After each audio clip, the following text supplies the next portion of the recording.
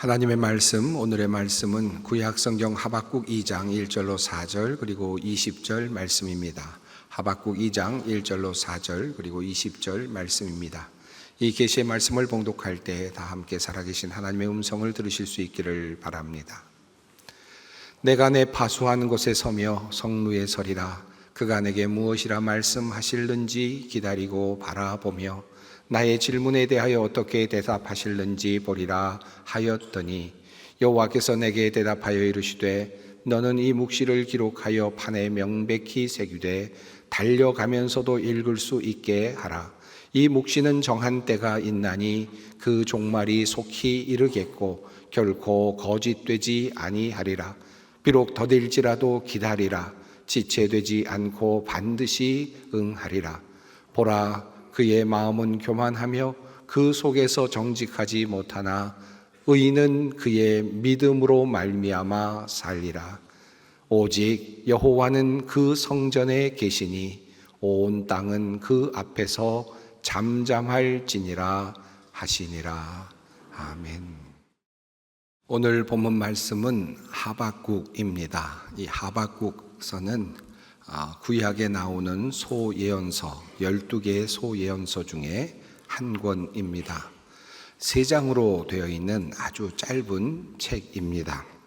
이 하박국은 주전 600년경을 배경으로 하고 있습니다. 이미 북이스라엘은 주전 722년에 이미 아수르의 멸망을 당한 후였습니다. 그리고 100여 년이 흘러가는 지점입니다. 그 사이에 강대국들 사이에서 틈바구니에서 남유다는 살아남기 위해서 매우 어려운 싸움을 하고 있었습니다. 남쪽에는 이집트라고 하는 거대한 나라가 있었고 북쪽에는 북이스라엘을 이미 삼켜버린 아수르, 아시리아가 자리하고 있었고 또 그 100년쯤 지난 그 당시에는 신흥 국가인 바벨론이 막 성장을 하고 있었기 때문입니다. 북이스라엘을 멸망시킨 아수르가 점점 세력을 잃어가고 있었던 바로 그때쯤에 갈대아인으로 불리는 바벨론이 급성장을 하고 있었습니다. 자, 그러니까 결국 이 남유다 입장에서는 어떻게 외교적으로 정치적으로 처신해야 할지 상당히 어려운 그런 시간이었습니다. 그러다가 주전 612년경에 아수르의 수도 니누에가 바로 바벨론의 느부갓네살 왕에 의해서 함락이 됩니다. 다시 말하면 아수르가 바벨론에게 패배하게 되는 사건이 일어납니다. 그러자 역사는 보다 더 복잡하게 흘러가기 시작을 합니다. 남쪽에 있었던 이집트의 왕 느고는 잔류하고 있었던 아수르의 군사들을 돕기 위해서 그래서 바벨론 군대와 싸우기 위해서 북진을 결정합니다. 그리고 남유다 왕 요시야 왕에게 길을 터달라고 하고 그리고 길을 열어서 북쪽으로 갈 수 있게 해달라고 그렇게 요청을 하죠. 그러나 요시야 왕은 그 길을 막아섭니다. 애국 군대를 막아서고 그리고 무기또 전투에서 그만 아깝게 전사를 하게 됩니다. 그러다 보니까 자연스럽게 이 남유다는 애굽의 지배 아래 잠시 들어가게 되었습니다. 이후 이집트 왕 느고는 여호야김을 왕으로 그렇게 세우기까지 합니다. 하지만 이집트는 이후에 바벨론과의 또 다른 전투, 갈그미스 전투에서 패배하게 됩니다. 그러면서 바벨론 군대가 예루살렘까지 진격을 해오게 되는 그런 참혹한 상황을 경험하게 됩니다. 다시 바벨론의 지배 아래 놓이게 된 것입니다. 이때 많은 사람들이 바벨론으로 포로로 잡혀가게 되었고 또 성전에 있는 기구들도 바벨론으로 옮겨가게 되었습니다. 이후에 여호야긴 왕이 세워지기도 하고 또 시드기야 왕이 세워지기도 했습니다마는 그때마다 친이집트 정책을 추구하다가 다시 발각이 되어서 바벨론의 침공을 받게 되고 그리고 또 시드기야 왕 때도 또다시 친이집트 정책을 펴다가 또다시 발각되면서 바벨론의 공격을 받게 되고 마침내 주전 586년에 예루살렘 성이 온통 불타고 성이 무너지는 그래서 완전히 남유다가 멸망하게 되는 그런 상황을 겪게 됩니다. 자, 이렇게 해서 남유다가 이제 사라지게 되는 것입니다. 하박국이 활동하고 있었던 이 시기는 바로 이 역사의 한 중간 지점에 해당이 됩니다.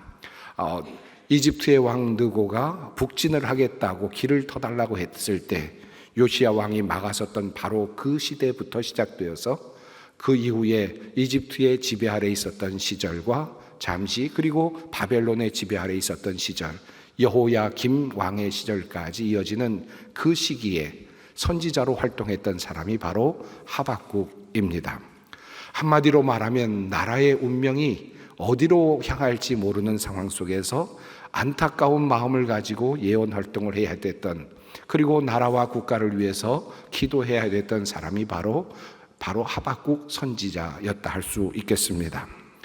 하박국서는 3장으로 되어 있는 아주 짧은 책인데요. 그런데 그 책은 다른 선지서와는 달리 다른 방식으로 그 이야기가 시작이 됩니다. 그것은 바로 하나님을 향한 강한 항변, 그 항의로 시작이 된다는 것입니다. 시작점은 이렇습니다. 여호와여, 내가 부르짖어도 주께서 듣지 아니하시니 어느 때까지리까? 내가 강포로 말미암아 외쳐도 주께서 구원하지 아니하시나이다. 안타깝게 전개되고 있는 역사의 흐름을 감지하면서 하박국은 하나님께서 왜 이와 같은 혼란스러운 상황 속에 함께 하시지 않는지, 우리의 기도를 왜 들어주시지 않는지에 대해서 하나님께 항의를 합니다. 우선 하박국은 예루살렘 안에 그리고 유다의 백성들 안에 만연되어 있는 죄악을 보면서 하나님께 안타까운 마음으로 기도를 합니다. 어찌하여 내게 죄악을 보게 하시며 패역을 눈으로 보게 하시나이까? 겁탈과 강포가 내 앞에 있고 변론과 분쟁이 일어났나이다. 이러므로 율법이 해이하고 정의가 전혀 시행되지 못하오니 이는 악인이 의인을 애워쌌으므로 정의가 굽게 행하여 짐이니이다. 하박국은 유다의 백성들 안에서 일어나고 있는 그 패역함을 지금 보고 있습니다. 율법이 지켜지지 않고 있고 정의롭지 못한 사회가 되고 말았습니다. 악인이 의인을 애워쌌다라는 말이 그림처럼 그렇게 그려지고 있습니다.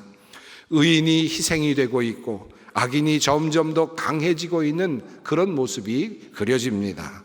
정의롭지 못한 일들이 그 안에서 계속해서 일어나고 있음을 지금 하박국은 보면서 한탄하고 있습니다. 하박국은 묻습니다. 하나님의 백성들이 지금 하나님을 떠나고 있지 않습니까? 정의를 잃어버리고 있지 않습니까? 주님의 말씀 율법을 지금 떠나 있습니다. 왜 이렇게 주님의 백성들을 그냥 놓아두십니까? 라고 하는 안타까운 선지자의 절규입니다. 좀 어떻게 좀 때려서라도, 어떻게 좀 징계를 하셔서라도 이 백성을 다시 바르게 세워주셔야 되지 않겠습니까? 라고 하는 그런 안타까운 마음이 담겨있는 항변이라 할 수 있겠습니다. 자, 그러자 하나님은 하박국의 이러한 항의를 듣고 이렇게 대답을 하십니다.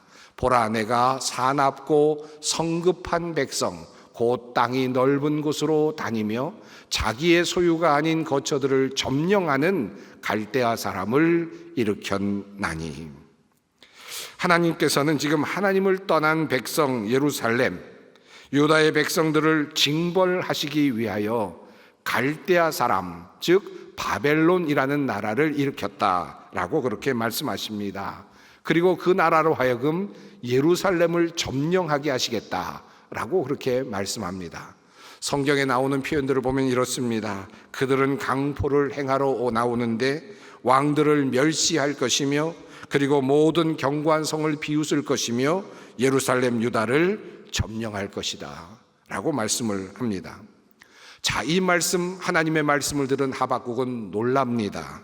하박국은 지금 남유다의 백성들이 악을 행하고 하나님을 멀리하고 있으니 왜 그것을 그냥 놓아두십니까? 그들을 좀 징계하셔서 바르게 세워주십시오 라고 그렇게 하나님께 탄원을 하고 있는데, 이 말씀은 유다의 백성들을 다시 돌이켜 바르게 세워달라고 하는 요청이었는데 하나님으로부터 돌아온 답변은 그들을 벌하시겠다, 그 나라를 폐하시겠다라는 것이고, 더군다나 내가 바벨론을 일으켜서 남유다를 멸망시키려고 한다라고 하는 그와 같은 엄청난 소식이었기 때문입니다.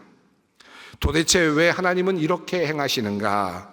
세속 역사의 도도한 흐름을 바라보면서, 그리고 바벨론의 거대한 등장, 거대한 나라의 등장을 바라보면서 하나님의 선지자 하박국은 이렇게 하나님께 항변합니다.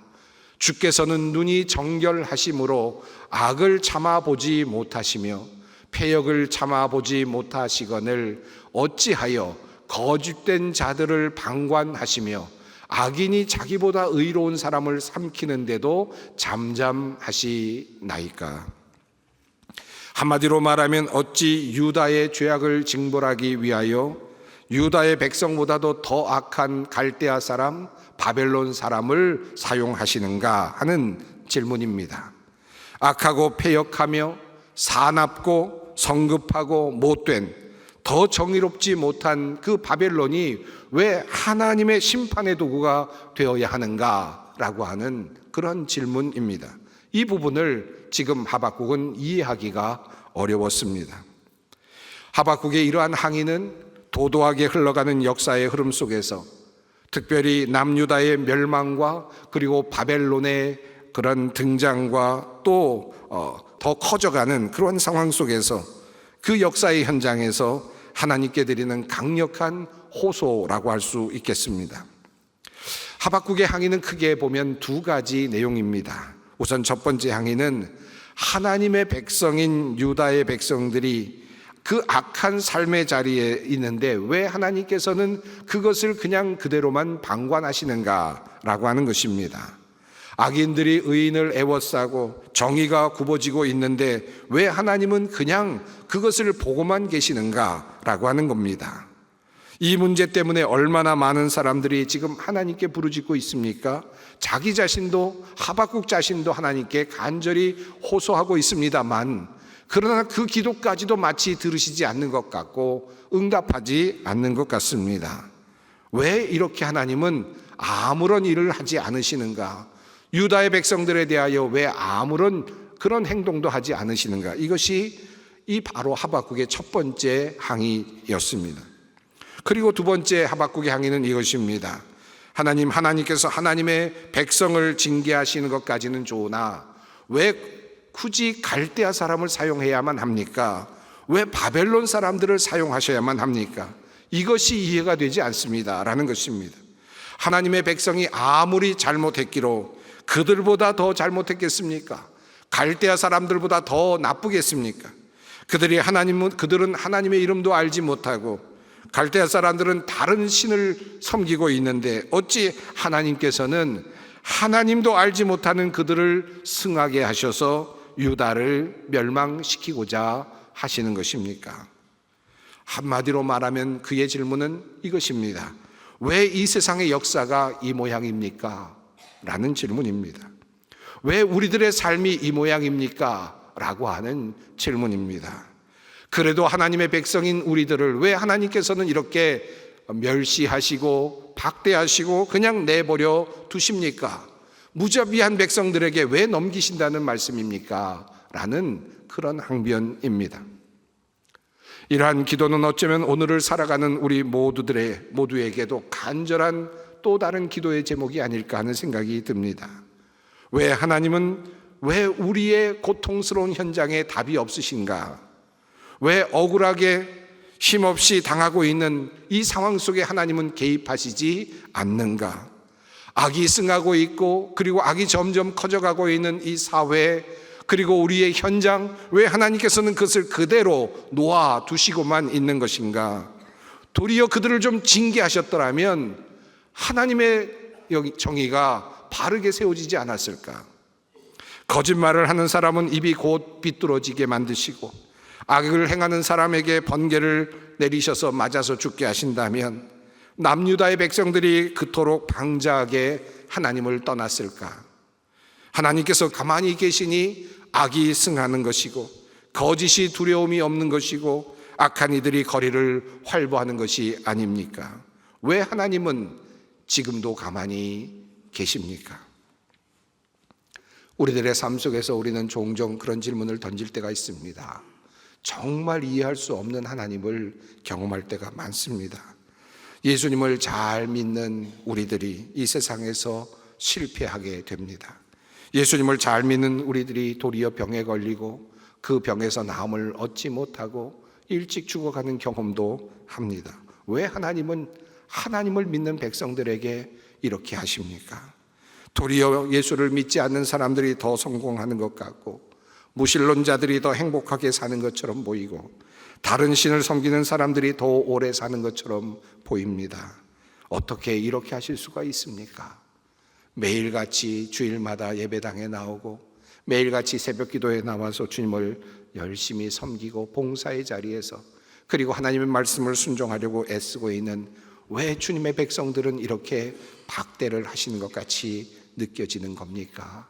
라고 하는 질문이 우리의 고통스러운 질문입니다. 하박국은 이러한 우리의 안타까운 마음을 잘 대변해 주는 것 같습니다. 자, 그래서 하박국은 이렇게 하나님께 한바탕 항의를 한 후에 이렇게 합니다. 이제 망대에 가서 하나님께서 나에게 뭐라고 말씀하시는지 한번 하나님의 대답을 좀 들어보자 라고 생각을 하고 망대로 갔습니다. 바로 2장 1절 말씀이죠. 내가 내 파수하는 곳에 서며 성루에 서리라. 그가 내게 무엇이라 말씀하실는지 기다리고 바라보며 나의 질문에 대하여 어떻게 대답하실는지 보리라 하였더니. 자, 하나님은 뭐라고 대답을 하실까요? 자, 그때 하신 그 하나님의 말씀이 오늘 본문 말씀입니다. 여호와께서 내게 대답하여 이르시되 너는 이 묵시를 기록하여 판에 명백히 새기되 달려가면서도 읽을 수 있게 하라. 이 묵시는 정한 때가 있나니 그 종말이 속히 이르겠고 결코 거짓되지 아니하리라. 비록 더딜지라도 기다리라. 지체되지 않고 반드시 응하리라. 자, 이제 내가 말하는 것, 이 묵시를 기록하여 달리는 사람도 볼 수 있도록 정확하게 적어서 모든 사람이 볼 수 있도록 하여라. 이 묵시가 곧 이루어질 것이다. 조금 더디게 느껴질지라도 기다려라. 반드시 이루어질 것이다. 라고 그렇게 하나님께서 말씀을 하십니다. 그리고 이어지는 말씀, 바로 하나님의 묵시의 말씀이 5가지 화 있을 진저라는 말씀으로 이어집니다. 5가지 화 있을 진저라고 하는 이 하나님의 말씀은 첫 번째로 6절로부터 8절까지 첫 번째 화 있을 진저의 말씀이 있습니다. 자기 소유 아닌 것을 모으는 자들, 노략질을 하는 자들, 그는 화가 있을 것이다. 그는 또 누군가에게 노략질을 당하게 될 것이다. 내가 여러 나라를 노략하였으므로 그 모든 민족의 남은 자가 너를 노략하리니. 두 번째 화 있을 진저는 9절로 11절 말씀입니다. 자신의 집을 위해 부당하게 이득을 챙기는 사람, 자신의 집을 위해 창피한 일을 꾸미는 사람, 그는 화가 있을 것이다. 담에서 돌이 부르짖고 집에서 들보가 응답하리라. 자신의 집을 위해서 많은 것들을 가져오고 부당하게 모든 것들을 가져온 사람들, 그렇게 해서 지은 집 담, 그리고 집의 들보들, 그런데 그것들이 들썩거리고 그것들이 말을 할 것이다. 그 가정이, 그 집이 무너지게 될 것이다 라고 하는 암시입니다. 세 번째 화 있을 진저는 12절로 14절 말씀입니다. 피로 성읍을 건설한 사람, 불의로 성을 건축한 사람, 그는 화가 있을 것이다. 내가 백성들을 잡아다가 부렸지만 그들이 애써 한 일이 다 헛수고가 되고 그들이 세운 것이 다 불타 없어질 것이니 이것이 바로 나 만군의 주가 하는 일이 아니겠느냐. 억지로 사람들을 불러다가 피를 흘리게 하며 그렇게 억지로 성읍을 건설하고 성을 건축한 자, 그것을 누릴 수 있을 것 같지만 그러나 그 성은 곧 무너지게 될 것이고 불타 없어지게 될 것이다 라고 하는 하나님의 말씀입니다. 네 번째 화 있을 진저는 15절로 17절 말씀입니다. 술 취하게 하여 다른 이의 알몸을 헤쳐보는 자 그에게 화가 있을지어다. 이제는 내가 마시고 골아 떨어져 내 알몸을 드러낼 것이다. 주의 오른손에 들린 심판의 잔이 내게 이를 것이다. 내가 레바논에서 저지른 폭력이 이제 내게로 되돌아갈 것이다. 다른 이에게 성적으로 폭행을 하고 그리고 알몸을 드러내게 한 그 대가를 반드시 받게 될 것이라고 하는 하나님의 말씀입니다. 다섯 번째 화 있을 진저는 18절로 19절 말씀입니다. 우상을 섬기는 사람들, 거짓을 가르치는 사람들, 자기가 부어 만든 것을 의지하고 있는 사람들에게 화가 있을 것이다. 보라, 이는 금과 은으로 입힌 것인즉 그 속에는 생기가 도무지 없느니라. 그리고 이 말씀을 하시면서 이 다섯 번째 화의 마지막 부분이면서 그러면서 동시에 이 모든 말씀의 마지막 부분 결론에 해당되는 말씀이 다음에 이어집니다. 오직 여호와는 그 성전에 계시니 온 땅은 그 앞에서 잠잠할지니라. 한마디로 말하면 하나님이 이 혼란하고 혼잡하고 복잡하고 모순덩어리 같이 보이는 이 세상, 이 땅, 그리고 이 땅에 계신다. 그 성전에 존재하신다. 하나님께서 모든 것을 통치하고 계시며 모든 것을 지금도 통제하고 계신다라는 말씀입니다. 노략질을 하는 사람들, 부당하게 속이는 사람들, 폭력을 행하는 사람들, 피로 성읍을 건설하는 사람들, 남의 알몸을 들여다보는 이들, 헛된 우상을 숭배하는 이들에게 하나님께서는 반드시 보응하실 것이다 라고 하는 약속의 말씀을 선언하십니다. 종말이 온다는 겁니다. 그날이 가까이 온다는 겁니다. 그래서 주님은 말씀하십니다. 이 묵시는 정한 때가 있나니 그 종말이 속히 이르겠고 결코 거짓되지 아니하리라. 비록 더딜지라도 기다리라. 지체되지 않고 반드시 응하리라. 하나님의 정의는 반드시 이루어진다는 겁니다. 이것은 거짓되지 않다고 분명하게 못을 박아 말씀하십니다. 더디게 느껴질지라도 기다리라고 말씀하십니다. 이 일은 반드시 이루어진다라고 말씀하십니다. 그리고 주님은 이렇게 말씀하십니다. 의인은 그의 믿음으로 말미암아 살리라.